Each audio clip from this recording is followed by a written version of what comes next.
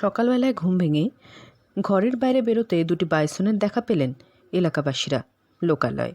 তারপরেই যে যার মতো দরজা বন্ধ করে ঘরে থেকে গেলেন। আলিপুরদুয়ার জেলার দক্ষিণ লতাবাড়ি গ্রামে মঙ্গলবার সকাল থেকে দেখা যাচ্ছে এই ছবি।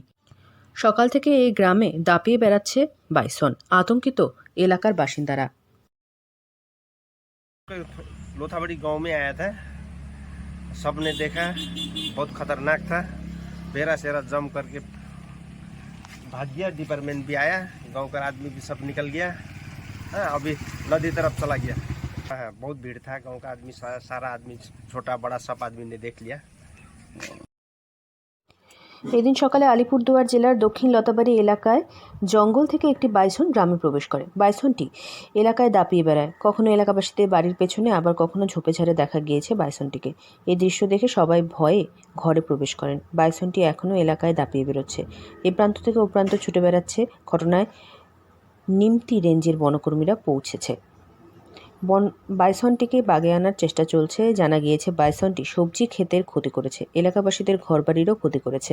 বন দপ্তরের তরফে ট্রাঙ্কুলাইজ টিম আনা হতে পারে পরিস্থিতি আরও খারাপ হলে। বনকর্মীদের তরফে জানা গিয়েছে এই বাইসনটি পথ ভুল করে এলাকায় প্রবেশ করেছে।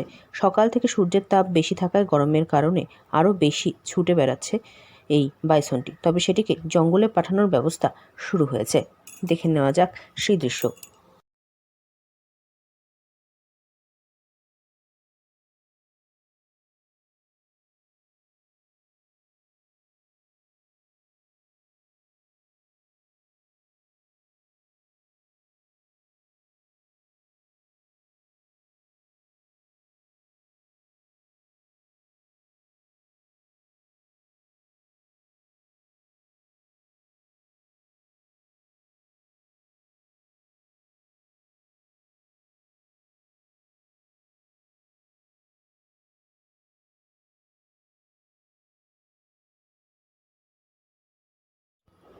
আলিপুরদুয়ার থেকে অনন্যাদের রিপোর্ট, লোকাল 18 বাংলা।